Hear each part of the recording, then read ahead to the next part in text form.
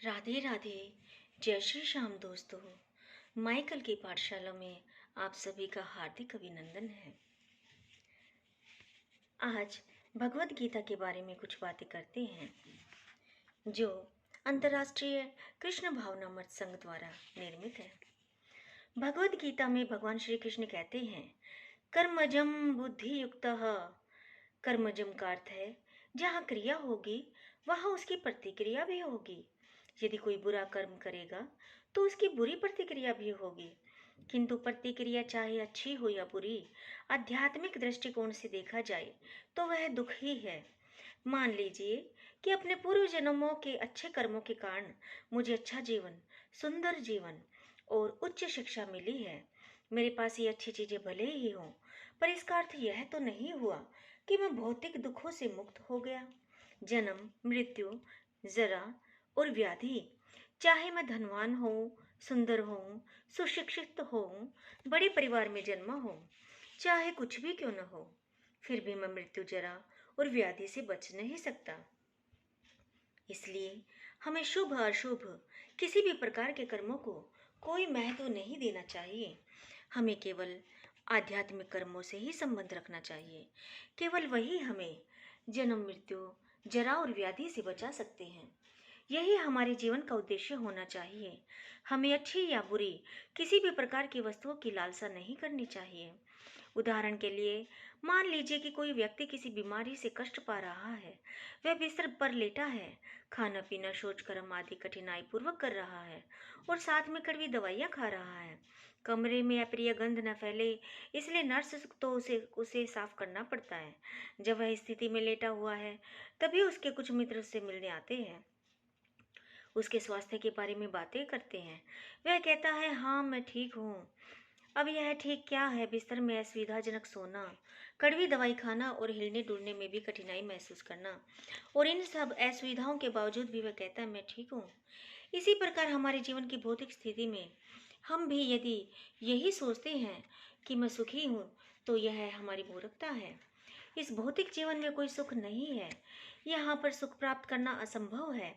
इस स्थिति में हम जानते ही नहीं कि सुख क्या है, इसलिए विशेष रूप से मनीषिणः अर्थात विचारवान शब्द का प्रयोग किया गया है।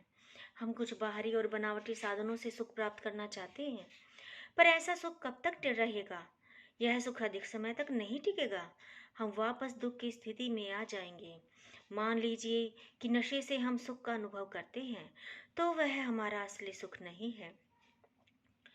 मान लीजिए मुझे क्लोरोफार्म सुंघाकर बेहोश कर दिया गया है, जिसके कारण मैं ऑपरेशन का दर्द महसूस नहीं कर रहा हूँ, पर इसका अर्थ यह नहीं हुआ कि मेरा ऑपरेशन ही नहीं हो रहा। यह सब बनावटी चीज है। वास्तविक सुख और वास्तविक जीवन भी विद्यमान है। भगवद गीता में जैसा कि भगवान श्री कृष्ण ने आदेश दिया है, विचारवान व्यक्ति अपने कर्मों के फल का त्याग कर देते हैं, क्योंकि वे आत्मज्ञान के स्तर पर आसीन होते हैं।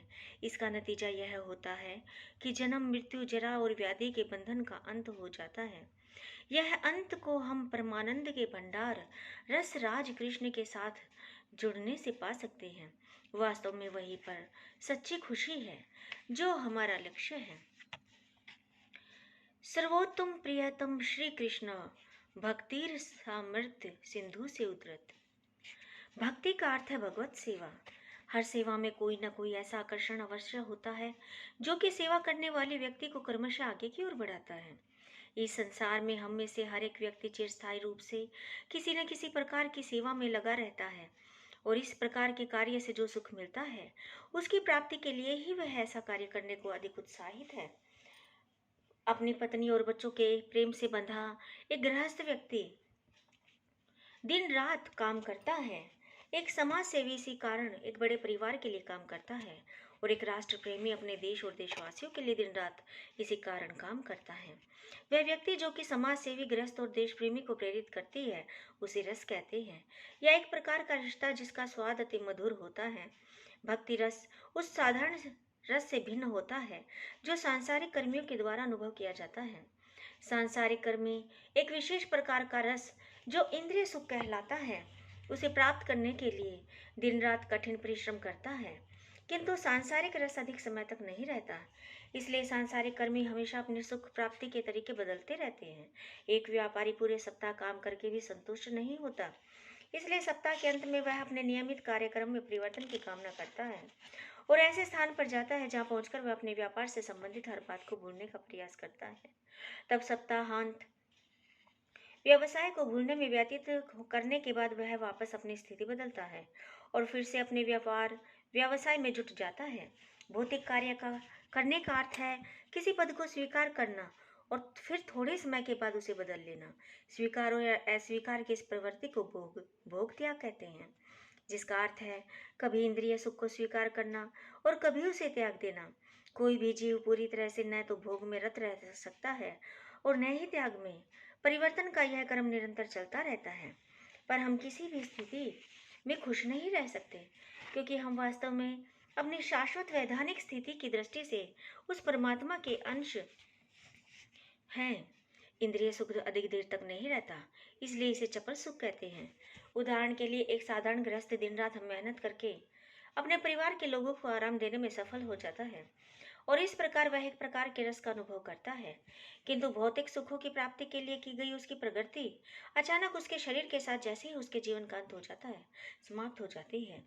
इसलिए मृत्यु नास्तिक श्रेणी के लोगों के लिए ईश्वर के प्रतिनिधि के समान है। एक भक्त भगवान के अस्तित्व को भक्ति के द्वारा अनुभव करता है, जब तक कि एक नास्तिक ईश्वर को मृत्यु के रूप में महसूस करता है। मृत्यु के साथ ही सब समाप्त हो जाता है और नई परिस्थिति में जीवन को फिर से जीवन एक नया अध्याय शुरू करना पड़ता है, और शायद यह जीवन पिछले जन्म से श्रेष्ठ या तो निम्न हो सकता है।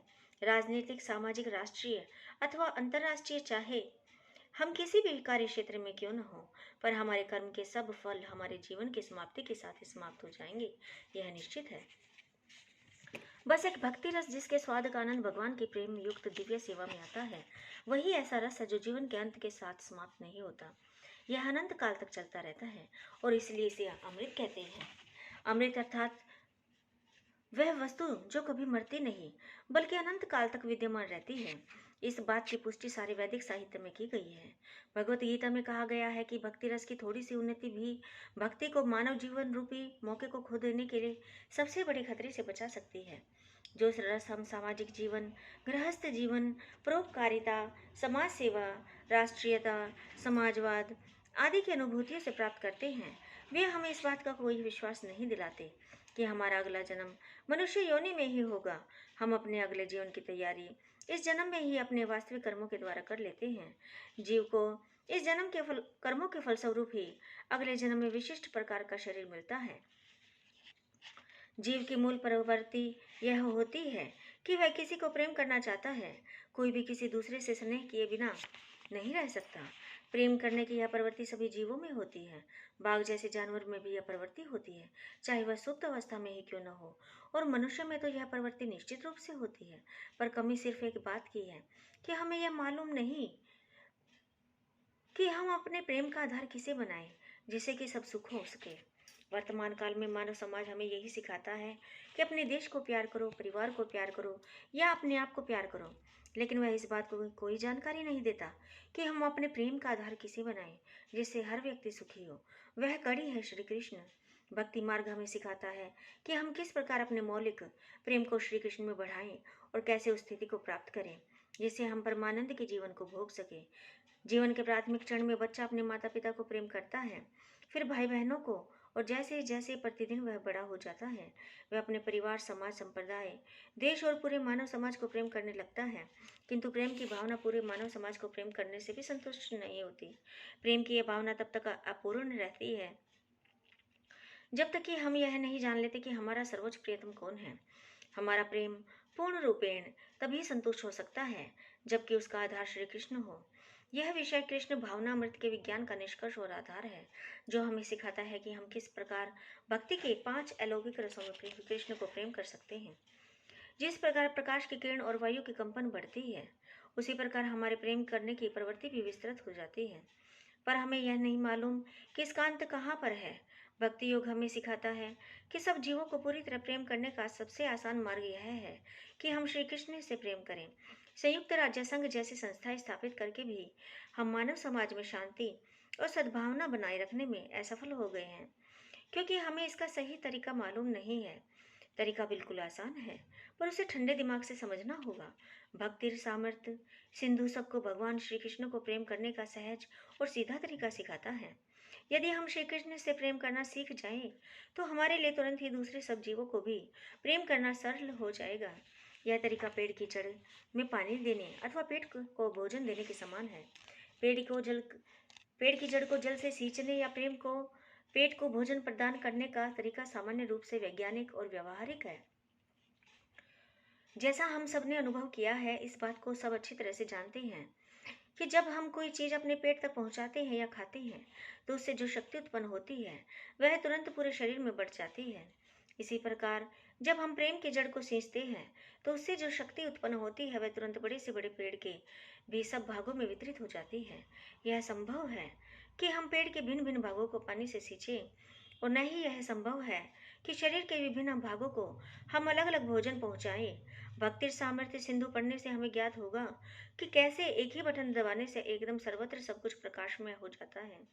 जो व्यक्ति इससे परिचित नहीं है वह अपने जीवन के मर्म से वंचित है। जहाँ तक भौतिक आवश्यकताओं का प्रश्न है, वर्तमान समाज ने जीवन को सुविधा में बनाने के लिए काफी उन्नति कर ली है, किंतु फिर भी हम सुखी नहीं हैं, क्योंकि हम जीवन के मर्म को नहीं समझ रहे हैं। केवल भौतिक सुख हमारे जीवन को सुखी बनाने के लिए पर्याप्त नहीं है।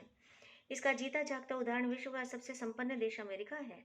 सारी भौतिक सुविधाओं के बावजूद भी वहाँ ऐसी व्यक्तियों की श्रेणी पैदा कर रही है जो जीवन से पूर्णतः निराश और भ्रमित है। यहाँ मैं उन भ्रमित लोगों से अनुरोध करता हूँ कि वे भक्ति की कला सीखे जो भक्ति सामर्थ्य सिंधु में विस्तार पूर्वक बताई गई है, और मुझे पूरा विश्वास है कि ऐसा करने से उनके हृदय में दह कर रही सांसारिक अग्नि तुरंत शांत हो जाएगी। हमारे असंतोष का मूल कारण यह है कि भौतिक जीवन में इतनी प्रगति करने के बावजूद भी हमारी प्रेम की सुप्त प्रवृत्ति संतुष्ट नहीं हुई है। यह अलौकिक भक्ति विज्ञान हमें इस बात का व्यावहारिक ज्ञान देगा कि हम किस प्रकार भगवान की भक्ति में सेवा करके इस भौतिक संसार में रहते हुए अपनी इच्छाओं को इस जन्म में तथा अगले जन्म में भी पूरा कर सकते हैं। इस ज्ञान का उद्देश्य भौतिक जीवन के तौर तरीकों का विरोध या निंदा करना नहीं है, बल्कि धर्मावलंबियों, दार्शनिकों और साधारण लोगों को इस बात की जानकारी देना है कि हम श्री कृष्ण को कैसे प्रेम करें। कोई व्यक्ति भौतिक असुविधा से मुक्त होकर भी रह सकता है, लेकिन उसके साथ ही उसे कृष्ण को प्रेम कला की कला सीखनी चाहिए। हमारी प्रेम करने की प्रवृत्ति को संतुष्ट करने के लिए आजकल हम कई नए नए तरीकों को खोज रहे हैं, लेकिन सत्य यह है कि हम सबसे महत्व की बात को, कृष्ण को भूल रहे हैं। हम पेड़ की जड़ों को छोड़कर बाकी सभी भागों को पानी दे रहे हैं। हम बाहरी तौर पर अपने शरीर की पूरी सुरक्षा और देखभाल कर रहे हैं, लेकिन हम पेट को भोजन नहीं दे रहे हैं। श्री कृष्ण को भूल जाने का अर्थ है अपने आप को भी भूल जाना। वास्तविक आत्म साक्षात्कार और कृष्ण का साक्षात्कार दोनों साथ साथ चलते हैं। उदाहरण के लिए प्रातःकाल अपने को देखने का अर्थ है सूर्योदय को भी देखना, क्योंकि सूर्य के प्रकाश के बिना कोई स्वयं को नहीं देख सकता। इसी प्रकार यदि हमने श्री कृष्ण को नहीं जाना है, तो हम अपने आप को जानने का तो प्रश्न ही नहीं उठता।